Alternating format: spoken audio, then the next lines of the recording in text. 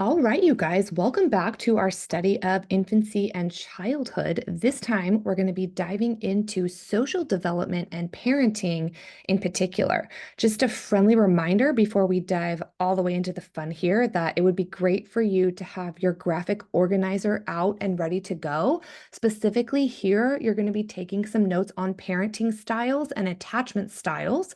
And then you'll also want to have your interactive notebook open and ready to go as well, particularly when we hit the parenting styles section. So, without further ado, let us dive right into the fun together here. And we're going to start by looking at social development in infancy. Maybe you guys have heard of Konrad Lorenz in your study of biology, but Lorenz was famous for investigating attachment of baby geese to their mother. And you might be thinking, lady, what does this have to do with human development? I'm going to tell you right now. So, Lorenz is famous for talking about imprinting or the instinctive bonding of geese to the first moving object that they see within hours of birth. Specifically, Konrad Lorenz had these geese imprint to him, and all these little geese would follow him around thinking he was their mother. And developmental psychologists were interested during this time to see whether humans imprinted as well. Lots of research lets us know that no, humans do not imprint. However, they do have a sensitive period during which attachment to primary caregivers forms. And you guys, if you think about the bond that you have with your parents, or the lack thereof, because we do live in an imperfect world full of imperfect people. Really, the bond between an infant and their primary caregiver can't be overstated. If you think about it, an infant's only link to the whole entire world is the person or people who are taking care of that infant. And babies learn so much about their worth and their value and their ability to be loved just from the person who's actually doing those things for them. And if people aren't doing those things for them, they learn that they are not worthy and that they are not lovable. And really, that first year of their life, when someone's taking good, loving care of them or not, can affect the entire rest of their lives on earth. So, really, really important to have an understanding of social development in children. For a long time in society, like in the 50s and early 60s, maybe you've heard of the term refrigerator parent. But back in the day in our society, people didn't understand that infants receive just as much value from warmth and affection and physical touch as they do literally from just getting milk in order to survive from their primary caregiver. And so this guy, Harry Harlow, he set out to do a series of experiments to show that this contact comfort, he called it, was actually necessary for socially appropriate development. And that it was really important for mothers to go beyond just giving their child physical nourishment in the form of milk, but actually love and warmth and reassurance as well.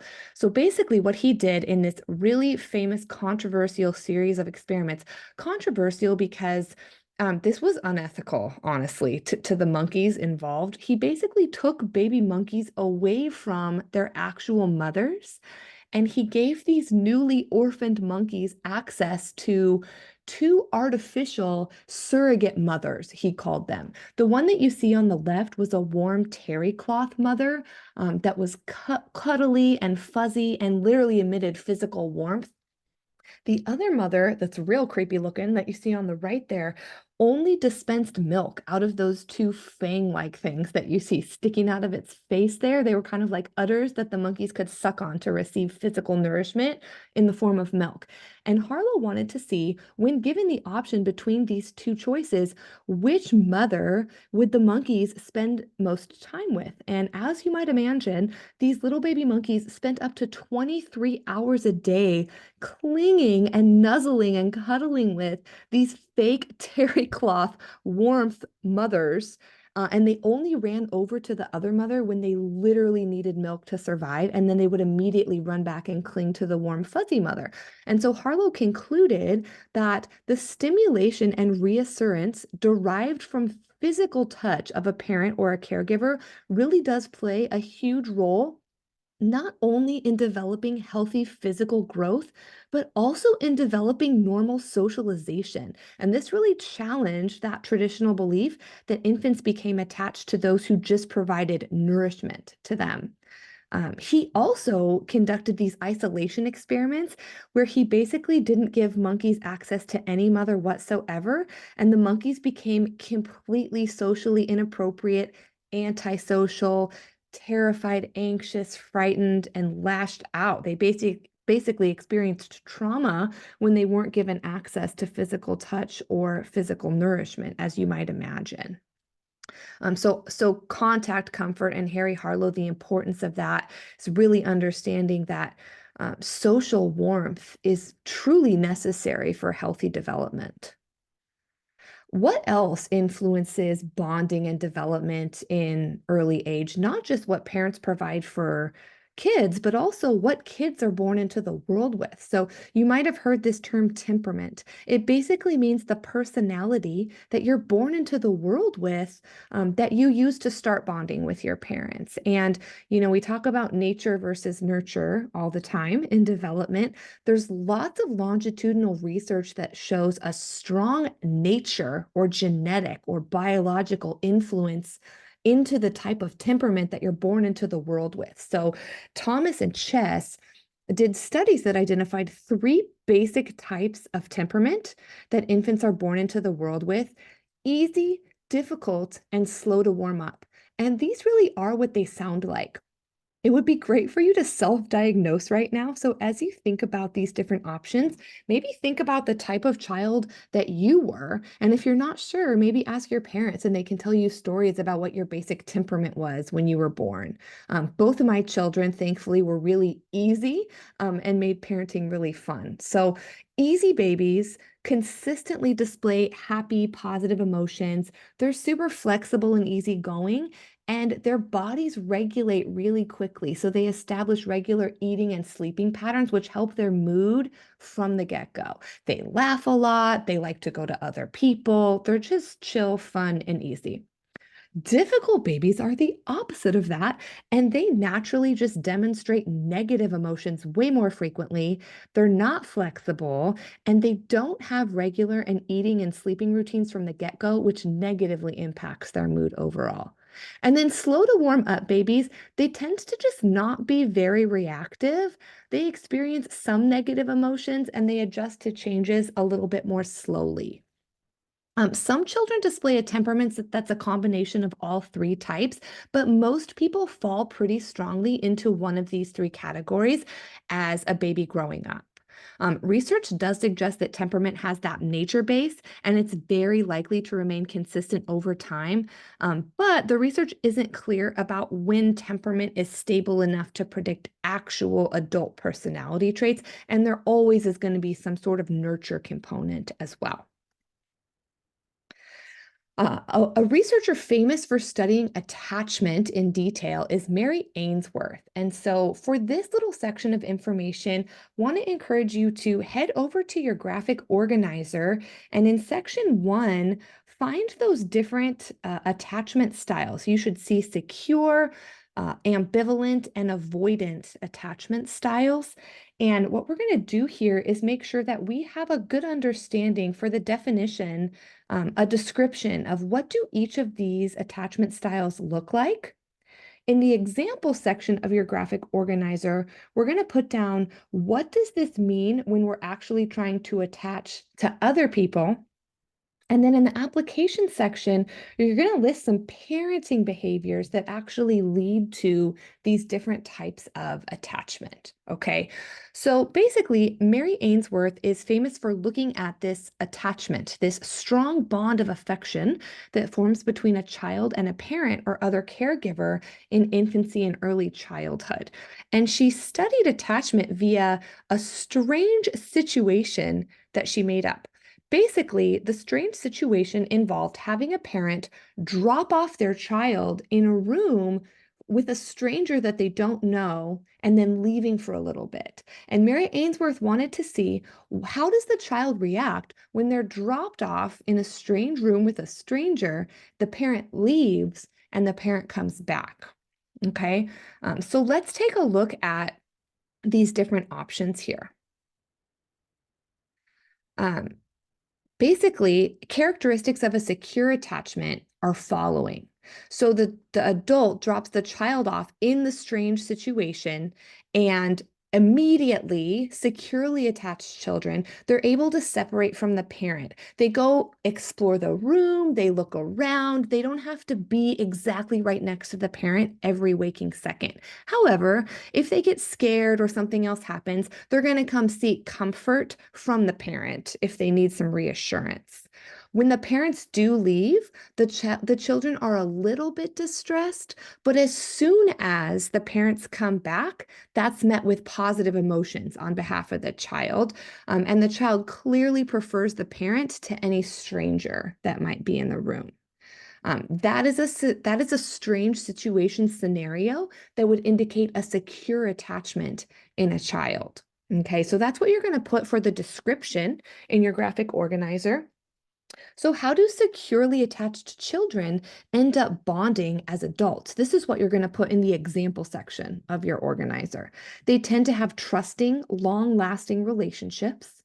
They tend to have good self-esteem. And they tend to be relatively comfortable sharing feelings with friends and partners. They also seek out social support when they're upset.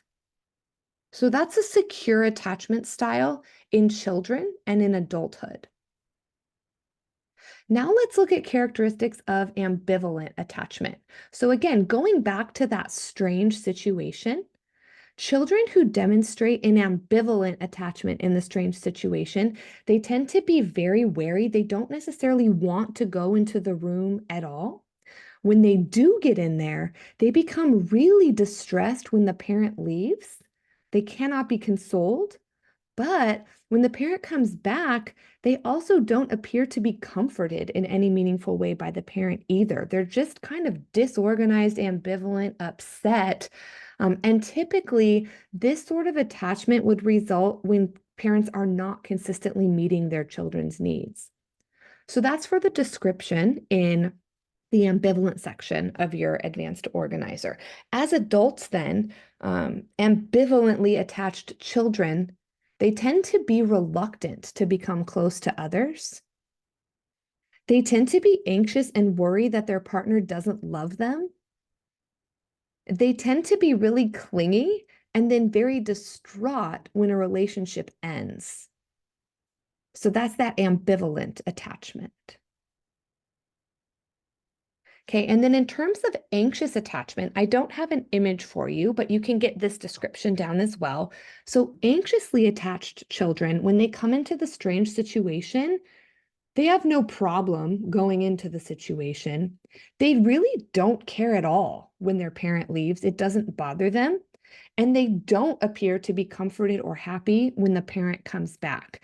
And that anxious avoidant, attachment tends to occur when children's needs are not being met by their parents. They tend to have neglectful parents. And as adults, they also are reluctant to become close to other people.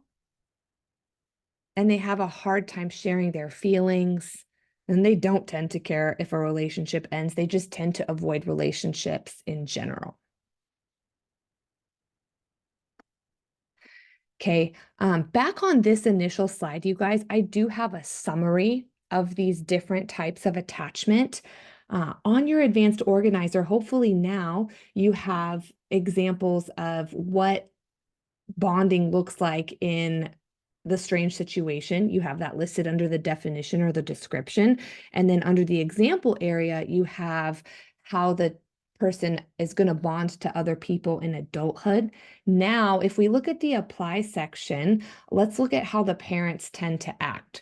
So parents of securely attached children, they tend to just basically take care of their child. They're more focused on their child's needs than their own, and they very consistently meet their child's needs. That's all you have to do as a parent to have a securely attached child. You don't have to be the parent of the year. You don't have to be perfect. Your child just needs to know that you love them, and they know that because you're consistently taking care of them and meeting their needs. Um, Parents of ambivalently attached children, they're confusing. Sometimes they take care of their kids' needs, and other times they don't take care of their kids' needs whatsoever. And then avoidantly attached children, their parents tend to be really cold and distant. Sometimes they take care of physical needs, but they almost never express a lot of outward emotion or other types of things like that for their children. So, really interesting research about the way that we attach to our parents in our own early childhood and even through our teenage years, that affects the way that we attach to our intimate partners, to your husbands or wives or boyfriends or girlfriends someday. So, we'll talk more about this in class together as well. But that's initial attachment. The last thing that we're going to look at together can be essentially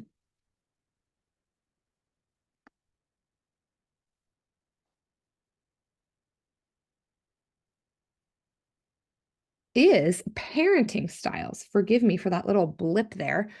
And for parenting styles, again, you're going to want to scroll down to section 3 of your graphic organizer, and you're going to put some information there related to 3 types of parenting styles: authoritarian, permissive, and authoritative. Okay. If you take a look with me at the top right-hand corner of your screen, you can see a grid there. And when we think about these parenting styles, we're going to think about how they differ based on 2 major dimensions: warmth and accepting, and then demandingness. Okay.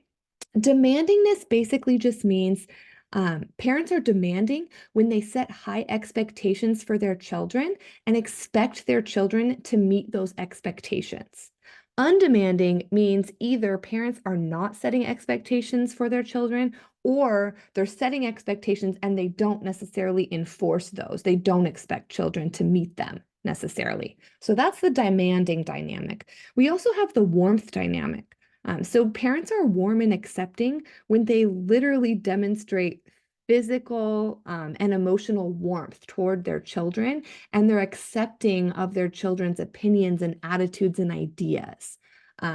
Whereas cold and unaccepting, obviously cold means parents aren't demonstrating any sort of warmth or emotional love toward their children, and they tend to not really be interested in what their children think. It's really my way or the highway as a parent.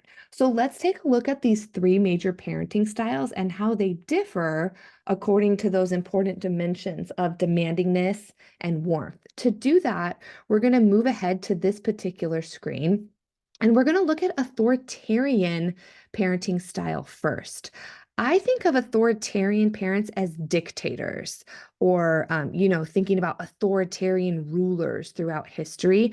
These parents are emotionally cold and very demanding of their children. They have very high expectations, and they basically force their children to meet those expectations by using threats and punishments. They tend to be really demanding, and they don't necessarily care what their children think about the rules that they've set. They just expect their children to follow those rules. And a lot of time, if a kid will say, well, why do I have to do it that way? They'll say, because I'm the parent and I said so. This is what we do. And they're not interested in their children's feelings about that. So children then of authoritarian parents, they often can't make decisions for themselves. And when they are given some independence, they might often make poor decisions. They seem a little bit immature for their age, and they tend to display a little bit lower levels of self-esteem, usually because they're not feeling that really important warmth that they need to thrive from their parents. And also because since their parents control literally every aspect of their life, they don't really get a lot of chances to practice self-regulation or setting their own boundaries for themselves and trying to negotiate with themselves what it's like to meet those expectations. So that's the authoritarian parenting style. You're going to want to get those characteristics down in the definition area of your advanced organizer. And then for the influence on development, that's where you can put under the example section of your advanced organizer. Okay, so that's the authoritarian style. We also have the authoritative style, which sounds like effective, and this is researched to be the most effective parenting style. So, authoritative parents, like authoritarian, they're highly controlling or demanding, meaning they do set high expectations and expect their children to meet those. But unlike authoritarian parents, they also have tons of warmth for their children. So they say, I love you. They give their children hugs. They hang out with their kids. They're genuinely happy to be in their children's presence. And they also give the child some autonomy and listen to their child's voice when it comes to setting expectations, meeting expectations, and doling out punishments when expectations aren't met. So, for instance, if we talk about the issue of curfew, an authoritarian parent would say, your curfew is this time, and if you don't meet it, I'm going to take away all of your rights as a child in this family. An authoritative parent would sit down with their child and say, hey, this is what I think is a reasonable curfew. What do you think about that? Do you think it should be a little bit later? If so, why? And then they might be like, okay, let's make it a half an hour later then because I care about what you think about your own curfew. And they would give children punishments for not meeting the particular rule. But again, a lot of times kids would have a voice in that. They would say, what do you think a fair punishment is because you didn't meet this expectation? And so the parent is still the one in charge and the boss, but the child then learns how to regulate themselves better through that type of parenting. So children of authoritative parents tend to be well balanced. Nobody makes perfect decisions all the time, but they tend to make better decisions and they tend to have higher self-esteem. They feel loved and valued, and they feel like their voice matters within their family. So that's authoritarian and authoritative parenting. We also have permissive parenting. Permissive parents are highly warm and loving toward their children, but they're not demanding at all. They either don't set high expectations or don't enforce those expectations. And so permissive parents tend to be indulgent. They tend to give their kids whatever they want, whenever they want it. They're super lenient. They don't enforce punishments, and they kind of just let their kids act how they want to. And so these might be if you have any friends whose parents are going to throw a party at their house or something else like that, or someone who gets exactly what they want whenever they want it, that's a permissive type of parenting style. Children of permissive parents tend to be impulsive and demanding because they're very used to getting their way, and they get whatever they want whenever they want it. So those are those different types of parenting styles. Taking a look at these graphics again, I think that these can kind of help you distinguish for yourself among these parenting styles. And I would highly encourage you to reflect on your own childhood, you guys, and think about the parenting style that your parents have exhibited toward you. Do your mom and dad, if you live in a two-parent household, exhibit the same parenting style? And if so, what is it? If not, how do your parents differ from one another in their approach to parenting you? And what style do you prefer as a child? And you could even be thinking about yourself as a parent someday. What style do you want to put out there for your own parent? Okay. In the bottom right-hand corner, there's some pictures kind of summarizing those three major parenting styles and some quotes and descriptions over to the left as you continue to kind of make sense of those for yourself as well. That fourth neglectful, uninvolved style of parenting came about a little bit later, and so you're welcome to take a look at that one as well. On the exam itself, they'll very likely ask you about those three major parenting styles, though. Okay, and that's going to bring us kind of to the end of our social bonding section of infancy and childhood, and even into the teenage years when we look at parenting styles. Lastly, just want to do a quick nod to Albert Bandura. So he's the one, shout out to him from the learning chapter that did the Bobo the Clown studies. And as a reminder, he basically said that any socially appropriate or socially inappropriate behavior tends to be learned by observing and imitating the actions of others. So just like your attachment to parents and your parents parenting style of you can influence who you are and the behaviors that you do. You also just learn a lot of social behavior by observing other people, whether it's your parents or peers or other types of things like that. And there's an example of that for you on the screen there as well. So, just in summary, when we look at social development in general, it really begins with that initial attachment to caregivers. It's influenced throughout your formative years by the way that your parents parent you via those parenting styles, as well as the social behavior that you're learning from the people in your immediate environment, according to Bandura. And then throughout our life, healthy social development is obviously so important because it allows us to form positive relationships with families, friends, teachers, other people in our lives.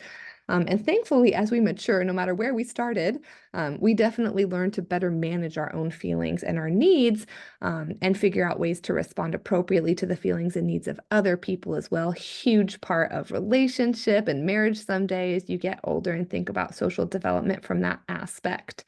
And just again, in summary, social development is affected by personality and tons of different opportunities in early childhood for social interactions, nurture, behaviors learned from parents, and all types of other things as well. We'll talk all about this when I see you again in class next time.